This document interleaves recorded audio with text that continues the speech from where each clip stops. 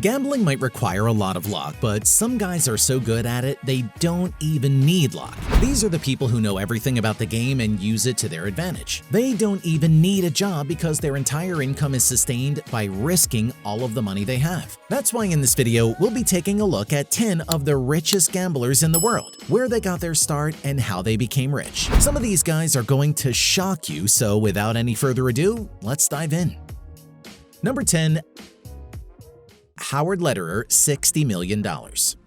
Howard Lederer is a 57-year-old man from Concord, New Hampshire. Gambling sorta runs in his family. He was introduced to card games at a young age by playing with his father, and soon enough both he and his sister Anne became experts at the game. He initially started playing poker professionally during the mid-80s in New York City. After absolutely obliterating the competition there, he decided to move to Las Vegas so he could focus on improving his abilities full-time. Since moving to Vegas, Lederer has won 2 World Series of Poker bracelets and 2 World Poker Tour titles. He also wrote numerous poker strategy guides, some of which went on to become New York Times bestsellers. A combination of his poker winnings and his book sales gives him a net worth of over $60 million. Number 9. Chris Ferguson, $80 million. To be good at poker, your brain sort of needs to function as a computer. There's probably no better example of this than Chris Ferguson. Born in 1963, Ferguson's mother was a math whiz and his father was literally a professor of game theory and theoretical probability at one of the top colleges in the world. Ferguson studied virtual network algorithms at UCLA, where he graduated with a computer science degree. And with everything he learned from his parents in college, he decided to use his exceptional brain for some profit. He started playing poker in the 90s and he quickly became one of the top poker players in California. By the time the 2000s kicked in, Ferguson became one of the top players in the world. He has won 7 WSOP bracelets, including the main event in 2000. He has amassed a net worth of over $80 million, which is mainly from poker. Number 8. Samfara, $100 million. Samfara has a sort of rags to riches story that we all love. He grew up in Lebanon in the midst of a brutal civil war, but was fortunate enough to escape to the United States as a refugee. Sam was always interested in playing video games as a kid, and during the 80s, he used to compete against other gamers for cash. This sort of started his gambling problem. After a highly successful trip to Las Vegas where he won thousands just by playing poker, Sam realized he didn't need a regular job, and thus he moved to Vegas and started playing poker full-time. He is known for winning 3 WSOP bracelets throughout his career, and he was the runner-up for the 2003 WSOP. Sam is also one of the few poker players on this list to have never gotten arrested. His net worth as of 2022 exceeds over $100 million. Number 7. Phil Ivey, $125 million. Phil Ivey is probably one of the first people that comes into your mind when you think of a poker player. He has won a total of 10 rings at the WSOP and the World Poker Tour title once. Overall, he has also appeared in 9 finals for the World Poker Tour. In terms of outright talent, it would be difficult to top Ivey. Phil Ivey has been playing poker since he was a teenager. Born in New Jersey, he would often use a fake ID to get into Atlantic City casinos. By the time he was in his 20s, he was already considered one of the best poker players in the world. The vast majority of Ivey's wealth comes from his poker earnings, and as of 2022, he has a net worth of over $125 million. Number 6.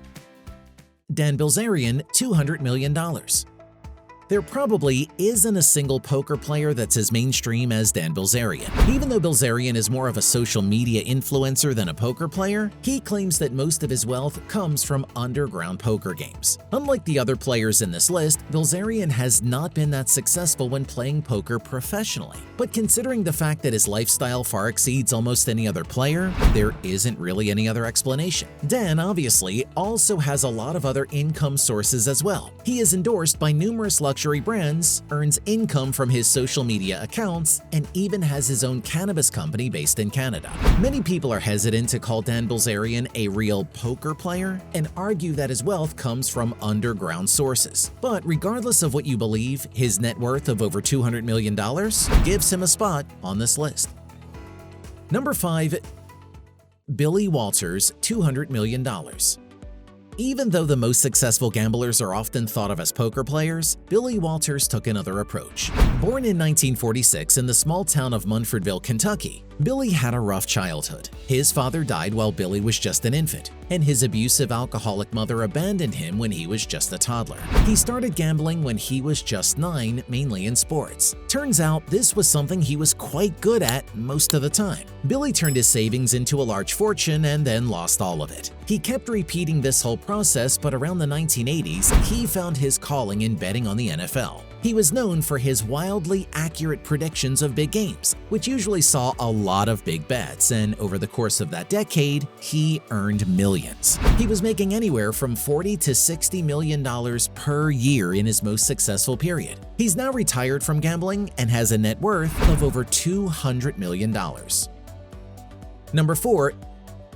Zelko Rakic, $439 million. Zelko Rakic was born in 1961 to Croatian immigrants in Hobart, Australia. Even though Zeliko's parents wanted him to enter the world of finance, he had other plans in mind. During his youth, he would spend hours at the Rest Point Casino where he learned card counting during blackjack. This was back when card counting wasn't banned from most casinos and most people hadn't even heard of it. Using his talents, Zelko sort of became a blackjack icon in Australia. Zelko notably only gambled when he had a clear advantage. That's why he only placed bets in games like blackjack or horse racing. He is considered one of the best blackjack players in history, and throughout his career in Australia, he has earned hundreds of millions in earnings. His net worth is currently $439 million, and he has since moved on to gambling in Europe instead of Australia.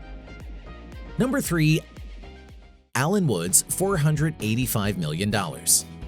Speaking of Australian gamblers, Alan Woods was another gambler from New South Wales, Australia, that made a fortune doing what he loved. He initially started gambling by playing blackjack and poker, something he was never really good at. After earning a small amount through poker and blackjack, Alan moved to Hong Kong, where he found his true calling in horse betting. Hong Kong is considered the global capital of horse betting, and Alan was the best of the best when it came to that sport. He became one of the most prolific horse bettors in Hong Kong, and by the time of his death in 2008, Alan had a net worth of over $485 million. Number 2. Edward Thorpe, $800 million. Edward Thorpe's introduction to the world of gambling is quite different from the rest of the people on this list. Instead of seeing it as a way of making money, Thorpe, who was a former math professor at MIT, decided to see it as more of a science experiment. He's credited as the man who pretty much devised card counting in blackjack. He realized how big of a difference counting cards can make to win a game of blackjack, and he devised numerous schemes on his computer to help him do so. He was the first person to ever be inducted into the Blackjack Hall of Fame, and today his net worth is over $800 million. Number 1. Bill Benter, $1 billion. Bill Benter is another gambler who made his fortune from horse betting. Born in Philadelphia in 1977, Benter was always interested in math and physics. It was in fact his interest in math that led him to the gambling halls, not necessarily a desire to earn money or to risk anything. Shortly after graduating from college, Benter went on a trip to Vegas where he wanted to try out a new math-related trick he learned from a book written by Edward Thorpe, the guy we just mentioned. You probably already guessed what the trick was. Soon enough, Benter was card counting his way through jackpots in practically every casino in Vegas. And within 7 years, Benter was outright banned from the Las Vegas Strip. As it turns out, casinos don't like losing money. He eventually met and became close friends with Alan Woods, the Australian horse bettor we mentioned earlier in this video.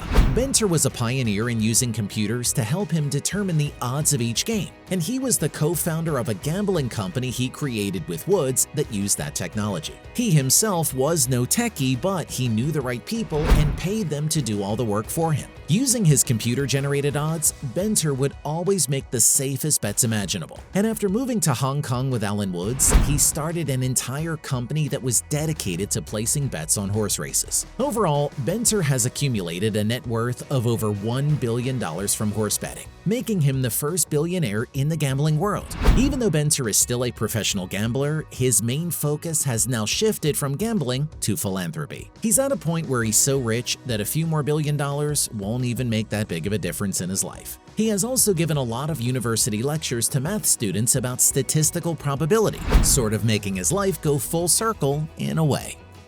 And that's a wrap for this video. Did we not include someone on this list that you feel deserves a spot? Let us know in the comments below. As always, don't forget to like this video and subscribe to our channel for more videos like this. See you in the next one.